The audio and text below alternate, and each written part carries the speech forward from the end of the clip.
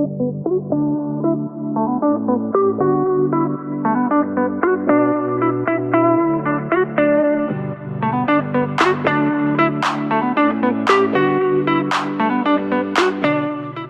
you so much for joining, and just...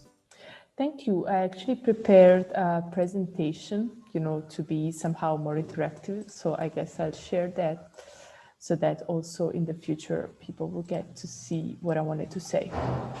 So I'll go and then you just stop me if you have any question at any time or if you want to clarify something. So yeah, this slide is just about the day and what we're doing right here. Since you sent me a message, I was thinking about the wisdom I'd like to share. I don't know if I'm very wise because I'm not, let's say, I feel very young and I feel very not experienced, but still I had the opportunity to gain some knowledge and do some experiences in the past that I think might be inspirational for some that didn't do that, and also will give a perspective of a peculiar path that we all have. So first of all, I thought about saying what being wise means to me. It means gaining knowledge in the first place. So being able to know more about the world around us and gain some knowledge about different skills and things that are very different from our world. Then after that, I would say it's about experience. So it's about doing different experiences, going out of the comfort zone, looking for something that you haven't done before, and do your best to get experience in all different topics, do the best you can. Then learning by doing. So I think that that's also connected to knowledge and experience. I think that by doing things, you actually learn how to do them. Of course, books are a great way to experience somehow on an emotional level and on a practical level some things and to learn some techniques and some strategies, but there's nothing good for learning. There's nothing better than learning by doing. So that actually doing stuff and learning from that. And then I find that dialogue is very interesting. It's very important for becoming a wise person, especially having a dialogue with people that have experience in what you're interested in, that already did some things that are relevant to you or that are relevant to the world, and building a dialogue, sharing with them. So making sure that you get in touch with them and you can share some things. Then the discovery part. So always be ready to discover new things and discover new places. Like you, for example, that went to the Vesuvius, it's always nice to discover a new reality. So to travel as far as you can to different places. And then novelty, always always do stuff that is new to you. Always have this feeling that you're doing something that you've never done before. Always approach something with a mindset that it makes you feel like this is completely new to you and this is something that you're ready to discover. So yeah, of course, all this process, all this discovery, all this learning, it is definitely not easy. It requires a lot of time. It requires a mindset, as we were saying before, and it also requires a lot of planning. Because it's true, a lot of learning, a lot of discovery just happens. So by doing things, you find yourself in a new place, you find yourself maybe in an uncomfortable place, so you're ready to learn. But at the same time, a lot of learning comes from something that has been planned, that has been imagined, something that you wanted to learn. So yeah, it's not easy. Also because it's not easy when you find new things on your path that you haven't never done before. And you find yourself in new communities. So that's something to take into account. It's not easy to become wise. It's not easy to gain experience, but it's thrilling, of course. So what about my experience? My name is Maria Pia, as you can see. I was born and raised in Italy, and then at the age of 16, 17, I started to travel the world. When I finished high school, I decided to study business administration. So that was not easy to choose because I'm very passionate about the arts. I'm very passionate about helping people, about sociology.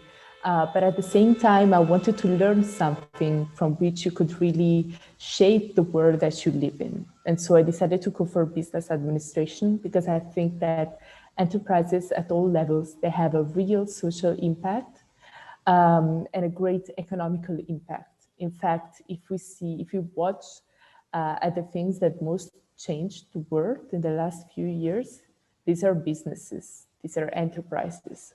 And right now, the way that businesses do things, this can change a lot. Then something that helped me, that is part of my path, both by doing that and both by watching that, is the TEDx. I have always been a great admirer of the people that went there because I learned a lot from watching the talks on YouTube, and I learned a lot from all around the world. So then at the first year of university, I decided that I want to bring this closer to the people in my community, and I started organizing a TEDx. That is slightly different from organizing a talk. It was very interesting because it was managing the whole process.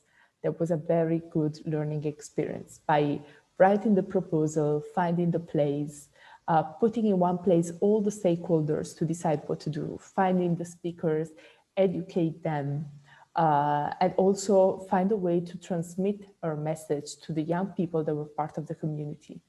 A big part of the project was also involving young people as volunteers. So give them the opportunity to, as we were saying earlier, learn things by doing them. And so there was a great experience. If you want to check it out, it's called TEDxUninaFedericoII, written II. That was the university TEDx. Unfortunately, there was the only edition we have, but yeah, who knows, maybe in the future we'll go with a new version of that. Then another thing that helped me a lot in learning things and becoming wiser has been volunteering.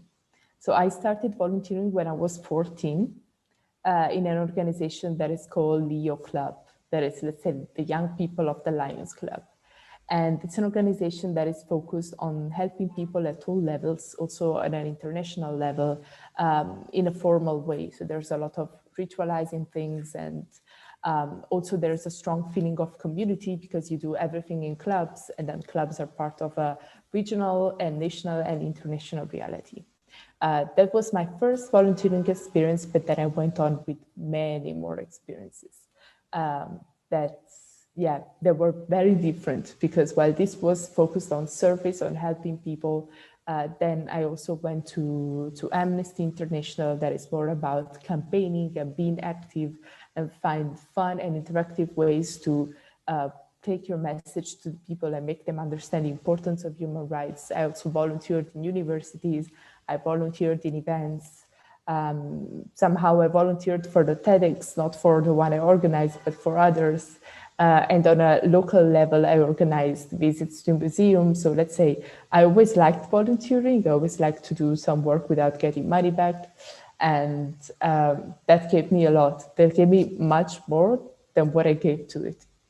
So that's why I suggest everyone to do some volunteering experience that is very different based on where you're based and what your passions are, but it's still super cool. Then another thing that is part of my personal growth, and that's also a very important topic, also for the Global Shapers, is women empowerment. I haven't been a feminist all the time. I was actually very far from feminist in a younger moment of my life, but I came closer to that in the last years.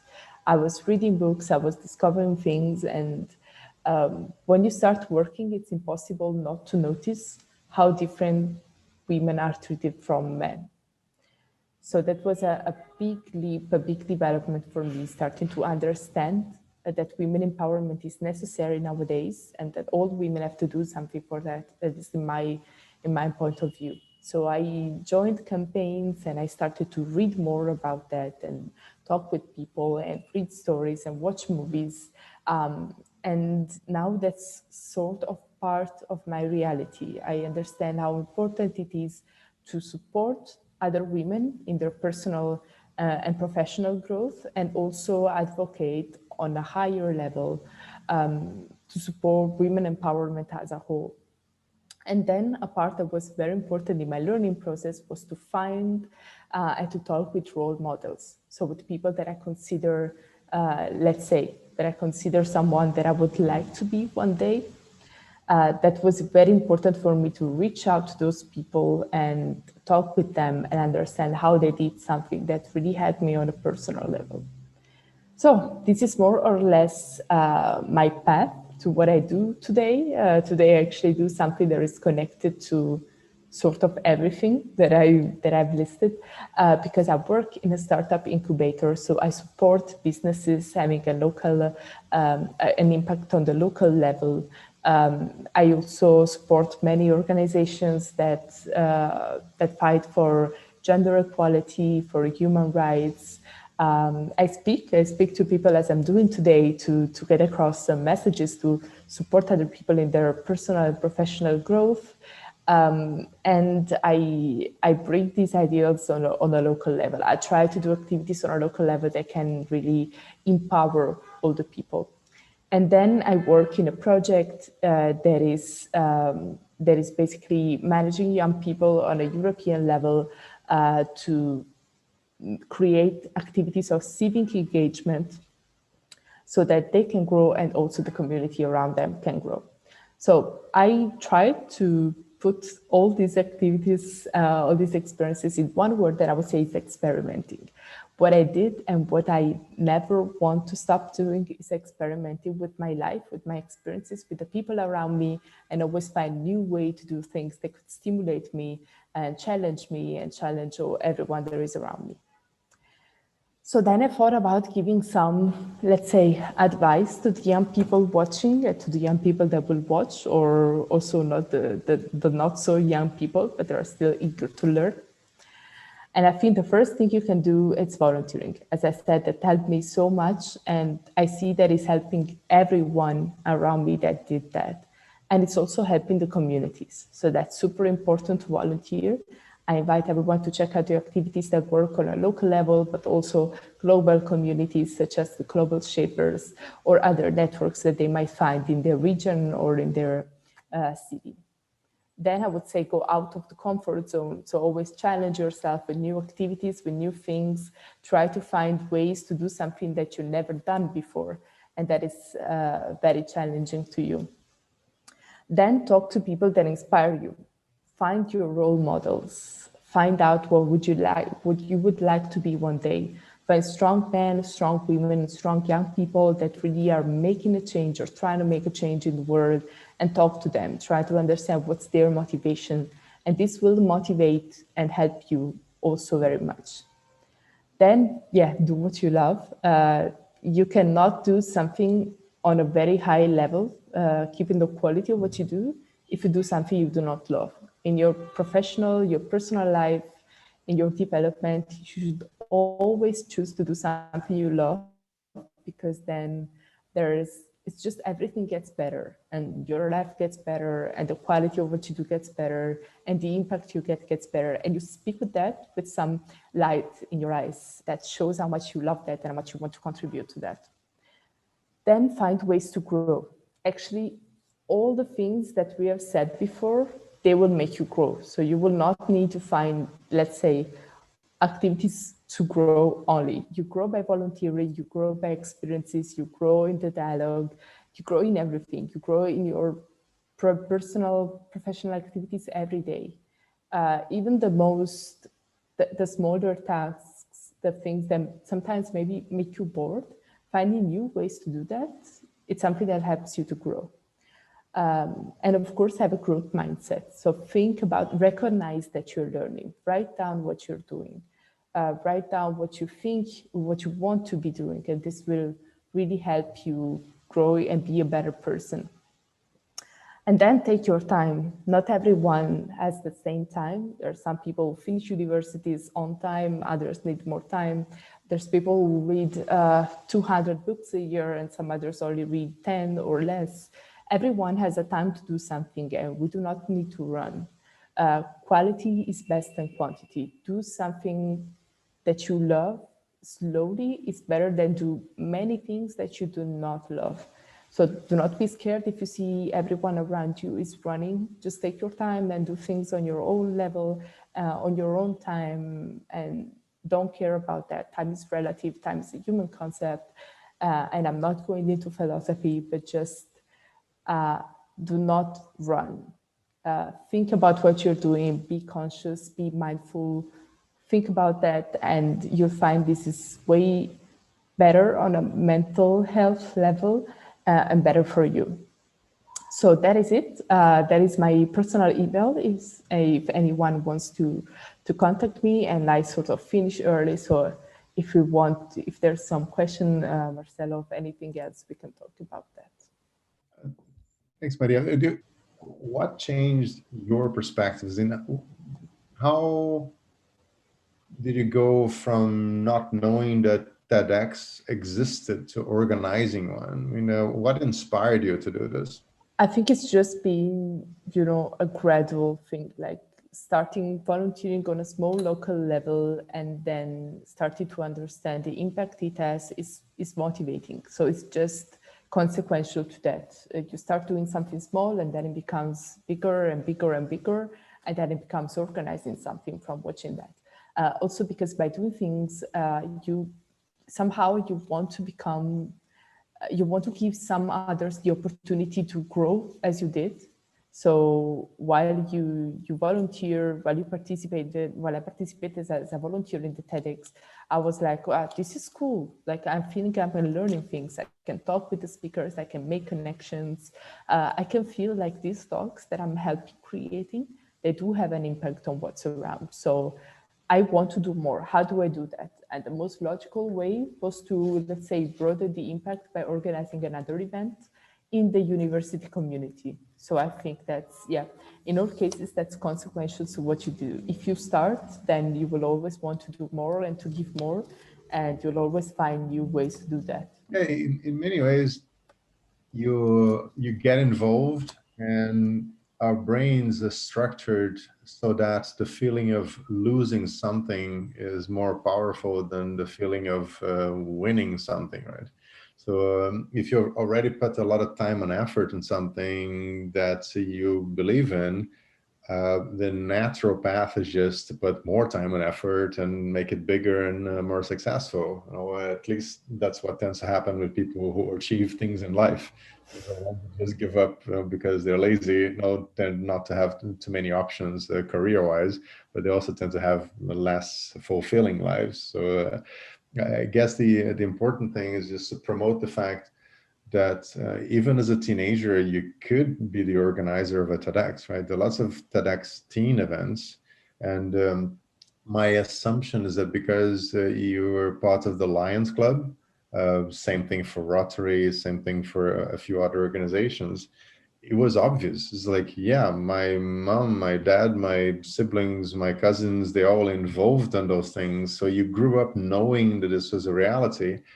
But if you're not a member of Lions or Rotary or whatever club is equivalent in your country, you can't guess, right? You literally need to have someone telling you, like, hey, this would be good for you. Why don't you get involved? And there's the added problem of teenagers being very self-conscious and not trusting their capabilities because they haven't challenged themselves long enough or in certain segments. So they say no without even realizing what they're refusing. So I would love to have your opinion on the concept of peer models, like what happens when a teenager sees another teenager who's in the same classroom and in the same school or a similar school doing something. Go like, wait a minute, I know that person. He's not a super genius with the powers to fly and fight evil gremlins.